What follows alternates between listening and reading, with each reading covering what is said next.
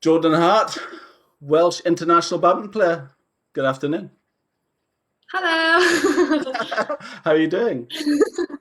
Yeah, I'm well, thank Good. you. Enjoying Bit life. cold. So where are you now?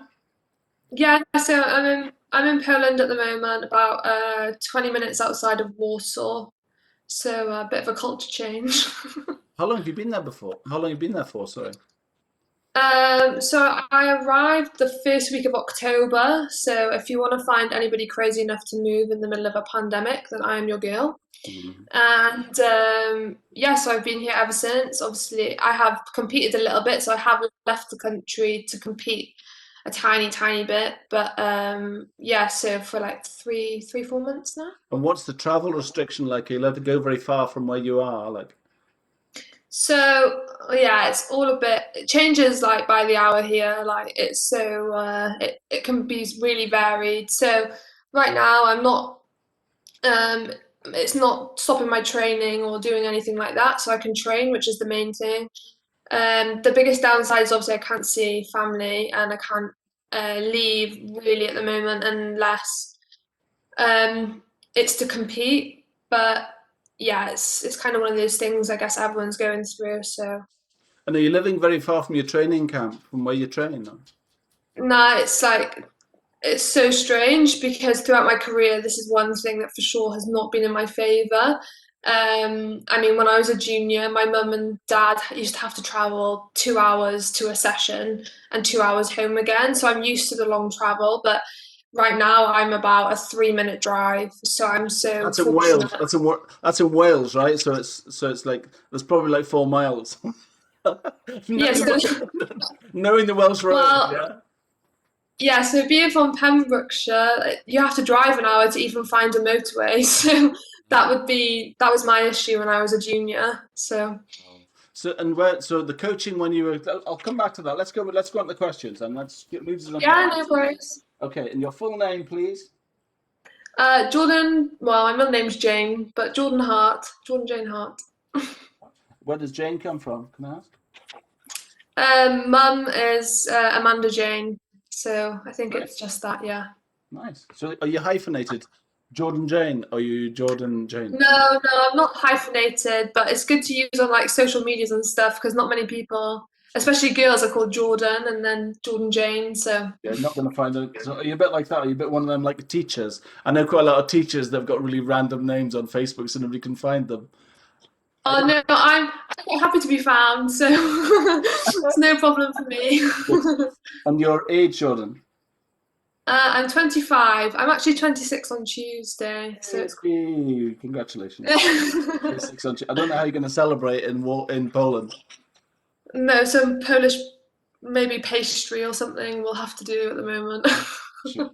So your home area is Pembrokeshire, right? South Wales, yeah? Yeah, that's where I'm from. Yeah, Pembrokeshire. So where is that? Broadhaven, what? That area? Literally Pembroke Dock. Oh, So as far west as you can go, I am on the edge of the sea. yeah, that's where my mum and dad are. Okay. In Pembroke Dock, yeah, yeah. Okay. Not far from the golf course up there. Yeah, it's nice. Did you watch the Pembrokeshire Oh, Murders on? Did you watch the Pembrokeshire Murders on TV? I haven't because television here is like so hard to get Is through. it? You have to go through all of the Oh, yeah, naughty channels, so I haven't actually you need to see it. It's quite watched it. good. No. Quite good, I tell Oh, you. is it? Oh, it's quite good. Yeah, yeah. It's definitely My dad actually knows the the like guy. the main guy in it. My dad played darts with him or something, but I think everyone in Pembrokeshire played darts with this guy or something Jane apparently. said he used to sell fish on the beach or something like that. I don't know. It sounds like a yeah. It's really good. It's actually really good. Brothers or sisters, Jordan?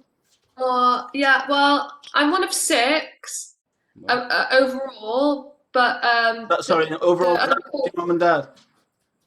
So mum and dad, there's two of us. There's me and my little sister, Lowry. She's actually 18 tomorrow, so Wow. there's one day between our Congratulations. birthdays. Congratulations. Yeah. So, Lowry, did you say? It's an unusual name as well, isn't it? Lowry, Lowry, yeah, well. yeah. And do they, and so how old's the nearest one to you, Jordan? Lowry, She's, and then we've got a huge gap. My dad, my dad was a bit of a boy. My dad will watch this, so he won't mind me saying that.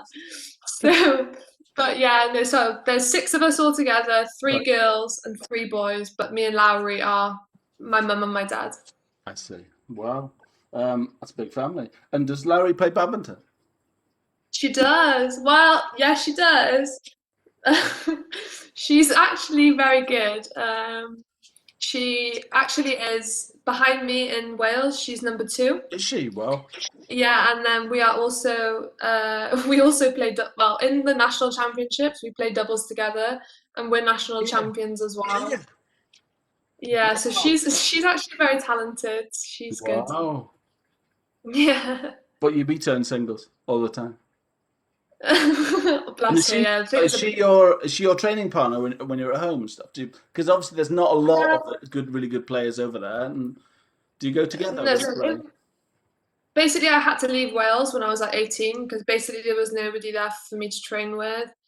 I mean, there's like an 8-year gap between me and Lowry, so the gap is like big. But of course, we have a little knockabout when I'm at home and stuff like that. But yeah, for me to be a professional badminton player, I can't be in Wales, which is why I am here. So can I ask who was your coach and is that person the same coach as your sister?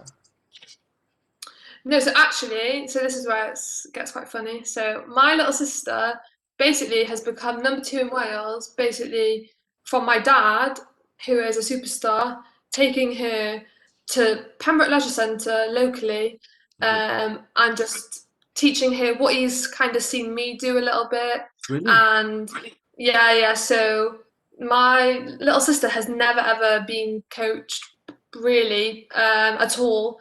She used to go to like some sessions like that were put on, but nothing major. Not like me. I had a lot of coaching as a junior, and obviously I now work with my coach still now, so I'm quite heavily coached. Whereas she is just yeah, I'm hearing my dad just knocking about really.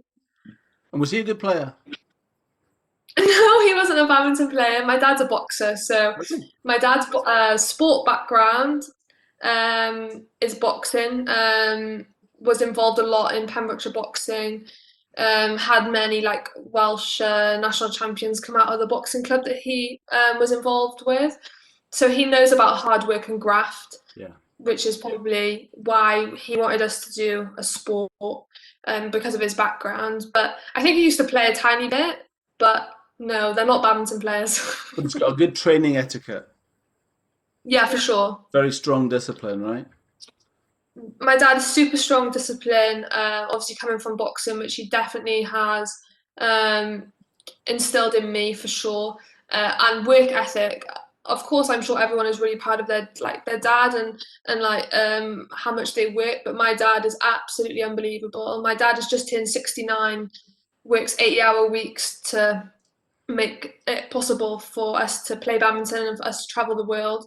So my dad is like such a hard worker, unbelievable. So that's where I think that we get our strength and our hard work from is my parents for sure. What's he like with with the rest of the family? Is he a strict with them? Not So they're strict. so much older. Yeah.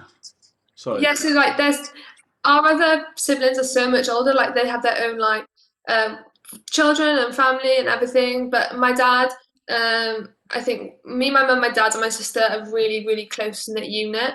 But it's so funny because the way that he's been with my little sister and me, because me and my little sister are 2 completely opposite children.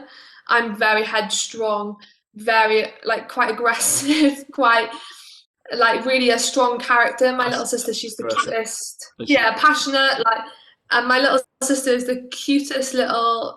Wouldn't say boo to a goose little Quite timid. person. Yeah. Yes, yeah. So we're completely opposite. So the difference in parenting is also completely different because my dad was quite tough on me, but it's worked out okay. But for my little sister, he's so soft, And what's she like so on soft. court? Does it change when she's on court? Oh, she's an absolute vixen on the court. Like we play each other in nationals. For the last 2 years, I think we've played each other in the final, and of course, everyone is cheering for my sister because they want her to do well.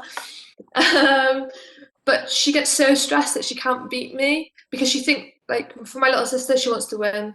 So she gets so stressed, and everyone like is like, Larry, it's okay. You know that you're not beating Jordan. It's fine. How do you feel when you play? Are you quite are you the confident one? You just know you're going to win, and that's. Do you play it quite cool, or are you quite aggressive, or when you're playing with against your sister, are you quite? You know, some people are quite blasé about, yeah, I'm going to win this anyway. Are you like that, or do you still really give it, or do you have to? No, so for nationals, for me, like is just I have to play type of thing. If it was up to me, I wouldn't play because I don't want to play my sister. Because for me, because of the age gap, I've never had an argument or never had a crossword with my little sister in our whole lives. So for me, it's actually a time I dread because I just think, oh my goodness, I'm gonna have to play Lowry.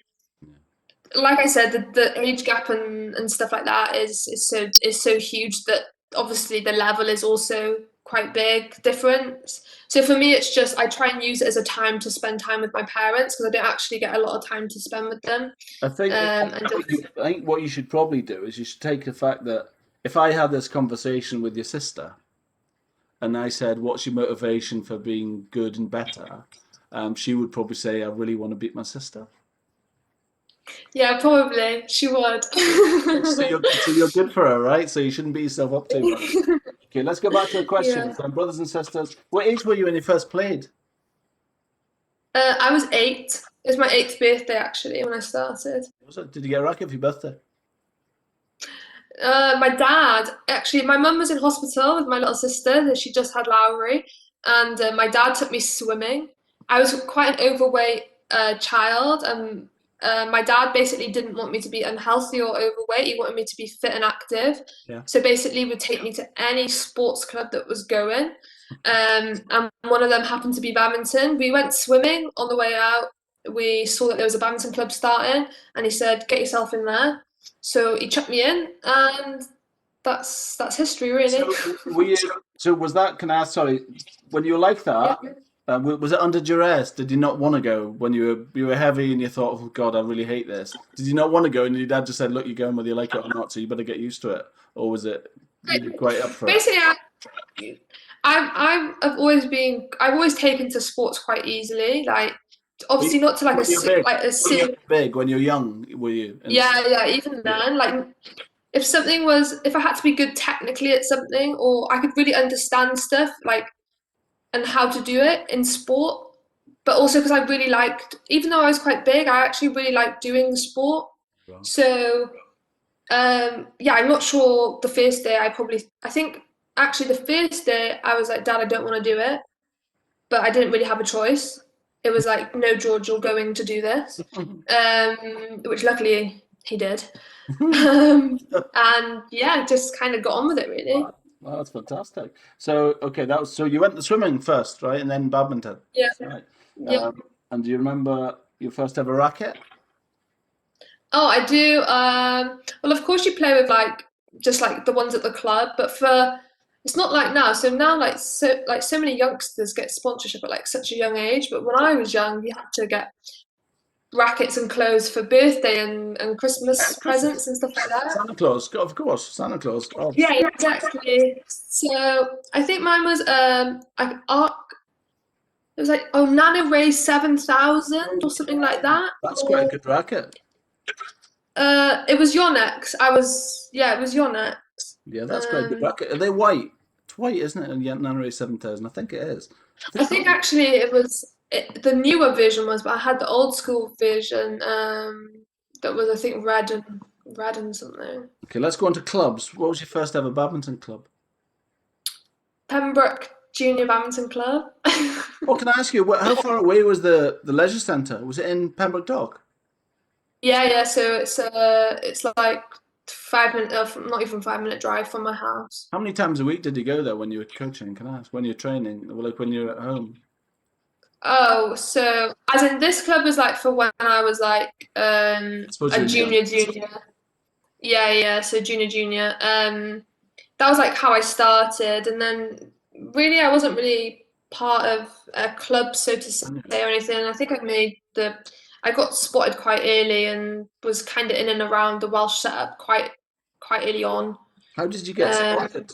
Sorry, Jordan. How did you get spotted? That's okay. Did you say your dad calls you George? George. George.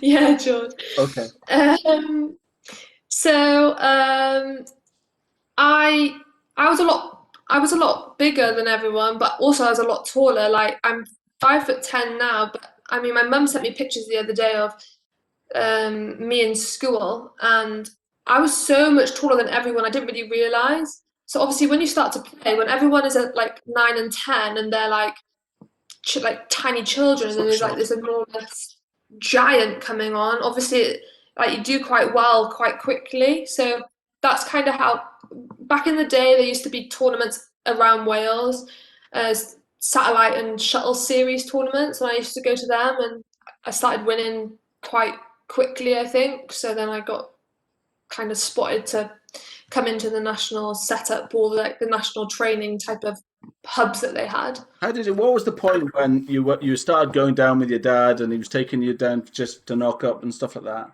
To what was that first tournament or the first time you actually kind of stepped away from that kind of so this thing with your dad going down and just or did you was that always the case? When at what point did you stop kind of just going down with your dad and kind of having a knock and that kind of or was that when did you start to love it? I suppose is the question. Sorry, when did you start to think to really focus on it, or was that from the get go? You just immediately started going all the time, or what? No, I don't think so. I think like I would literally for like 2 or 3 years I would literally just do maybe once, twice a week. Um, Yeah, I see. and then because obviously then my dad being quite sport driven saw that obviously I was doing quite well. And I think my mum and dad sat me down when I was about 12. I think it was after because we started going into England because it was made out when I was a junior that if you go into England and you do well then you've got something because the English players are so much better than anyone else, which it was the case at the time. And I think my mum and dad took me to like a tournament. I think it was in like Solihull and Shirley or something like that, or Birmingham. and I think yeah, something like that. And I think I won basically. I won the whole tournament, and I beat like the English number one, like and the English number two, all on the way to winning the tournament. And I think my mum and dad then thought, okay, if this is going to become a regular thing, we need to know does she really want to do it? So quite early on, like 12, they sat me down and was like, okay, we're happy to go on this journey with you, but we're doing it 110 trillion percent, or we're not doing it at all because the money that you're going to have to put in that we're going to have to put in is significant. So if you're going to do it, we're going to do it properly and we're going to do this. And I kind of, even at 12, I've been quite grown up for my age all my life. So I was quite mature. So I kind of thought, yeah, I want to do this. And then obviously the train just kept rolling then. Well, there was nothing else. It was nothing. You weren't torn in any way. You never thought at school. You thought, I really want to do this or that. Was it always about sport? All about badminton? Or did you ever think, yeah, God, I really want to be, I don't know, an accountant, whatever? No, for me, like I never had that pull for that type of job. I know, like obviously, some children like they kind of think, oh, I want to be a vet or I want to be a doctor. Or I never really had that pull because I think I was quite good at most sports. That was the only thing that really pulled me. Um, like I obviously because I was so tall as well. Like I had a little bit of time playing netball for Wales a little bit, and I did. If there was anything that needed doing in school to represent the school, Jordan will do it. If there's a running race that needs to be run, Jordan will do it. Cross country, Jordan will do it. And it was always like that. So that's all I knew, basically. And that was the only thing that really interested me. And I could just do it all day. I do all sport all day. What about the from the commercial side? I'm interested in that kind of.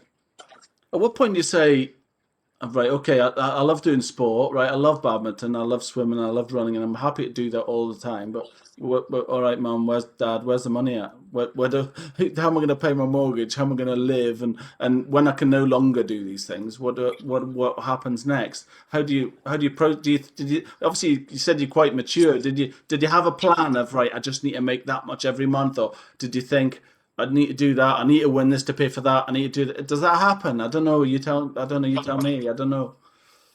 It happens now Yes. as I'm older because I'm in a situation where there is prize money available or the sponsorship deals are. I'm not so much. I mean, that's all private stuff. I'm just talking um, principally about when something turns from a hobby to something. There's something that you love doing is a hobby, and everybody has that. There's a lot of people that love sport, right? That do sports and they love it, right? And they're going thinking about to go to uni or leave school and thinking, what am I going to do? And they're going to see a guidance teacher and say, what am I going to do? I haven't got a clue what I do. And the guidance teacher says, well, what do you like doing? And say, oh, I love playing badminton. And you just something, well, come on, that's not a job, is it? Come on. So at what point did you think, I don't know what happens like that. I don't know, with a professional sports person, it's obviously quite organic. It just happens, I suppose. But was it all the time you're just thinking, right, okay, my mum and dad, luckily they're working really hard to pay for it all anyway? Or were you conscious of the money, I suppose is the question. I'm sorry. And that's fine. No, so obviously when you're a junior, you don't really understand that this coaching costs this much an hour, this is being like put on my parents. But obviously, the older you get, that's what I say about like now tournaments there are prize money and now sponsorship deals possibly can contain money. So now you're more aware. But my parents always made it possible for me to not, as a junior, and still now to be honest, because if it wasn't for them, I wouldn't be able to even be in the sport now. Because unless you're top 10 in the world, Yeah. it's really difficult to make a living wage from badminton. Oh, it's fair. So yeah, it's difficult. So like because as well being from Wales, anytime I had to train, basically it was paid for, as in by my parents, because there wasn't that level of training for me. So I had to have private lessons all of the time. So petrol costs, court costs, shuttles costs, but my parents made it and still make it possible. So of course now I am more aware as I'm older that actually I've caused them a lot of hardship really because I've absolutely drained all their resource. But for them, it's like if Jordan's doing that, if Jordan's living a dream, if Jordan's performing and Jordan's winning, then we're happy to do it. So it's I don't think parents when they get involved in it, they don't really understand what they're getting themselves up, like what they're signing themselves up for. And I think that's why players drop off because they think, hang on a minute, I want to go on holiday. I want a BMW. I don't want to be funneling money into my child all the time. Yeah, yeah, for sure. I don't know if you watched the documentary with Carolina Marin. Yeah, of course. Yeah, that was quite a good documentary. I quite enjoyed that on Netflix. Yeah, it's really good. All about the coach, and she went away for a weekend and couldn't.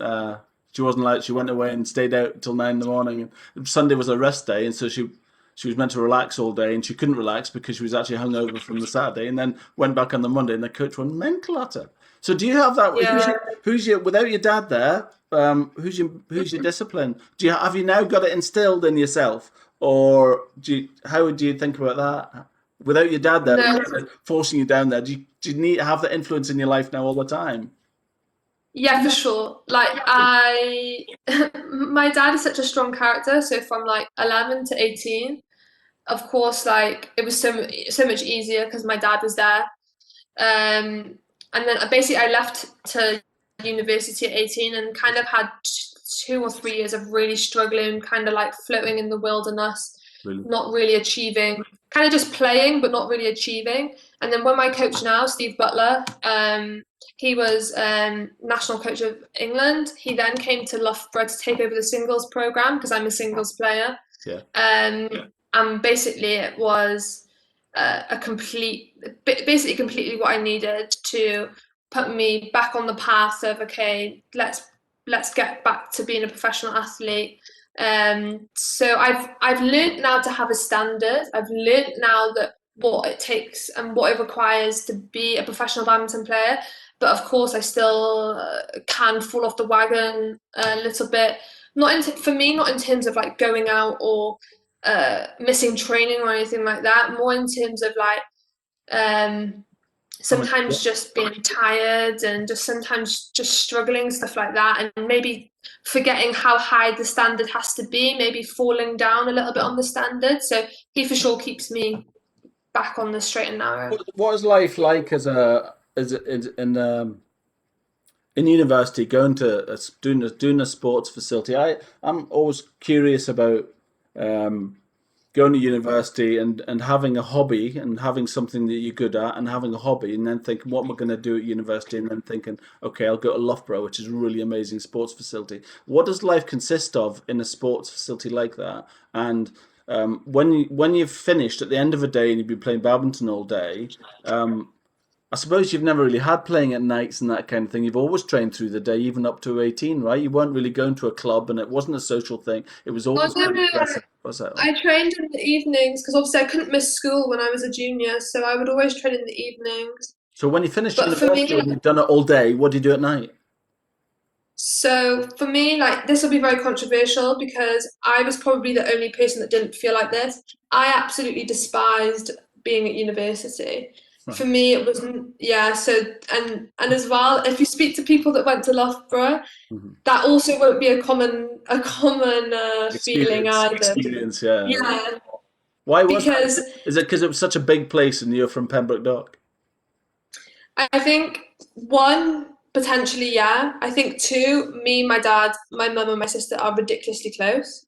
So being from such a close knit family to being, uh, even though it was driving distance, was crazy. For me, all I wanted to do was actually my education kind of always took a back step for me because I just wanted to play or I just wanted to do sport. Yes. So, but I'd always got by. I'd always done, and I was quite lucky to just do enough, and I got the grades I wanted and I needed, etc.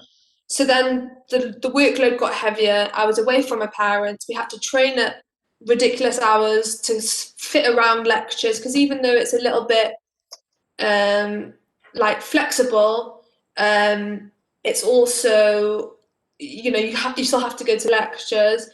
You have to start cooking for yourself. You have to start sorting yourself out, doing your wash, and all that. I was like, it just hit me like a ton of bricks all Totally. at one time, basically. Um, Wow. and I was just doing a little bit of everything and not a lot of a lot. Yeah. I was kind of doing my degree, kind of training, kind of looking after myself. So yeah, How far away is Loughborough from Pembroke? Because I think even Cardiff's 2 hours away, right? yeah. So it's about four and a bit hours on a good run. It's unbelievable. Yeah, yeah. So So that's incredible. Well, God, we've gone on so long now. I've covered up nearly every question. Okay, name me your first club was Pembroke. yeah. Do you remember the shuttles you used first? Were you always using feathers? No, no. Started with plastic, but I was always the child that wanted the feather one. Like there would always be like one feather one in the box, and I would always be the child that wanted the feather one and would try and hide it so no one else had it. Your first coaching, official coaching. Who was your first official coach? So actually, at Pembroke Badminton Club, first official coach would be Phil Gwither, who's a local guy from Pembroke. How do you spell Lither? Um, Lither. Lither, did you say? Lither. Philip Gwither, like Gwythyr. It's And that's maybe it's pronounced Y. Lither. Gwither, like with a G. Gwither. Phil Yeah. Gwither. Phil Gwither. Very good. He was your Yeah. first official coach. How long did he coach you for? Oh, it was just locally, like as in Very I young. would go on a Saturday. Yeah, it was my first like that would be a coach that was at a club, like What age? at Pembroke Badminton, What age were you then, do you think? Roughly? like eight, 8. eight till Wow. Wow. yeah. Do you remember the first thing you learned properly? Do you remember the first thing he taught you that was wow? Or did you know? Or yeah, what was the first? Do you remember what he taught you first? Really, like to go to the club, you would just go and you would just play. Like it wasn't like I wouldn't say there was anything significant thing for me that I think, oh, I it was remember. just a loads of kids just turning up and hitting the shuttle type of thing. Yeah. Do you But remember of course, he was running what was your the first? club. I was quite interested in this. So you've always been exceptionally good, right? Particularly for Wales, right? Um, What do you think you would have been like if you were not quite as good as you were? If you went to the tournaments and you didn't win all the time, do you think it'd be? Do you think you would have given up if you weren't? I suppose the question is, what are you like at losing? Um, I think there was a stage where I did become like I've done both. So as a junior, because I was so much bigger, stronger, a little bit talented, when I was younger, I had a long period of time where I was a winner and quite consistently. Yes. And then as I got older, I did have a period of just being a bit of a serial loser, just kind of getting by, just playing. So I think I've done both. And now, thankfully, I hope now that I've changed it around back into being a winner. And now that I've changed it around again, I for sure do not want to go back to being a loser. Sorry, can I ask you what are you like as a loser? Like, are you do you lose the plot, or do you just say, oh well, or how do you feel about it? Do you get angry when you I lose? don't know. I don't take well to losing. I don't think. But I think if you can accept losing, then are you really? In it? Do you really care enough? Like, are you really putting everything into the game? Very Of good. course, I think so. I think that's what I would say. Maybe a bit So, controversial. no, I think you're absolutely right. Some people are just kind of, oh well, oh I lost that one. You see it on No, I don't YouTube. think. You see people that just go, oh, well. Lynn Dan, you see him. Oh well, what's that? Just walks off. So yeah, thanks for that. You know. What's your most successful? Also, Yeah, sorry, carry on. I think also Asians are very good at hiding their emotions. I would say that. Are they? Do you think so? Do you think so? Yeah, for sure. As well on court, like there's very not very often you'll see Sure. top Asians really displaying a lot of emotion. So I think that's also instilled in them. So Yeah, I agree. Do you think so? Do you think that's part of training? Do you that they're taught yeah, for not to sure. show emotions? Do you Yeah, think so? And have you ever tried it? yeah, Have for sure. you ever tried that? For me, it doesn't really work for me. I'm quite obviously like for example, it doesn't work for Carolina. You could never No. play. Carolina could never play silently. So for me also, if my mum watches me and I'm not aggressive or I'm not fired up or I'm not shouting, then my mum is like, "What's the matter? Why are you not doing?" Because it motivates me. So I mean, I would like to talk no, I about don't. Carolina. So have you played against Carolina, Marin? I have, yeah, many years ago. Did you? And what is it? How did she get away with the shouting? I get it, right? I understand it, but in I thought that you weren't allowed to, like in tennis, you're not allowed to intimidate your opponent. You can't shout at him. You can't, that kind of thing. But she so blatantly does it. I think officially the rule is you're not allowed to like do it at your opponent. That's right. But I mean, but for example, like it's also up to umpire's discretion. Like there's each umpire has a different set of rules and a different way that they umpire. Like there's absolutely zero consistency Right. throughout. Now you say that, you're right. She only shouts walking away from her opponent. Even though she's actually shouting at her opponent, she's walking away when she does it. It's true. Valid. Yes, some people will tell her off for it. I've seen her get cards for it. I've seen her nobody say anything to her at all. I mean, when I play, I have had games where I've been told off for it. I've had players swear, shout at me, call me names, and nobody say anything. So it's completely up to umpire's discretion, to I'm be going to run out honest. of time here. Do you know that? I'm going to run out of time. We've got 33 minutes and it's going to run out of time. And what was your most successful? Have you always loved singles, George? Um, No. no, it's fine. I think my personality suits singles. Yeah. I think I'm quite an individual person. So Good. yeah, I think it suits singles. Who was, yeah, who was your main? So this, I'm going to make this the last question, right? Because I would like to do Yeah, this again if I could. Could I come back and do this again? yeah, of course, no Um, problem, of course. who was your main competition growing up? Main competition in the UK probably would be one of my very good friends, which is Chloe Birch from England. Chloe still plays. She's like Yeah, a women's doubles player now. that's explosive Plays Lawrence, with isn't she? Yeah, she plays with Lauren. So I would say Chloe. We had many battles as kids. Her being English number one, me being Welsh number one. And So is she the same age as you? How old is? Do you know how old she is? yeah, so Chloe's birthday's in September. I think she's the same badminton age as me, but she's the year younger than me in school. I think that's what. So sorry, did you just say she's the same badminton age as you? Yeah, so there's like for when you're young for badminton ages, you could be the same badminton age, but you could be different Really? school ages. Wow. So Chloe is my badminton age, but the year below me in school. I see. And so have you played with us in school, against us in school? No, I haven't played. I think the last time I played Chloe was many, many years ago. No. Yeah, we had like loads of battles when we were juniors. She would obviously win, I would obviously win, like back and forth back, because we were quite similar players. So when you're So talking like 14, 15 or something, are you talking here? probably up until about, yeah, like 16 probably. Did she go Loughborough as well? Yeah, she did. And did you play against her Yeah. there or play with her there? We would train a little bit together, but not really. Yeah.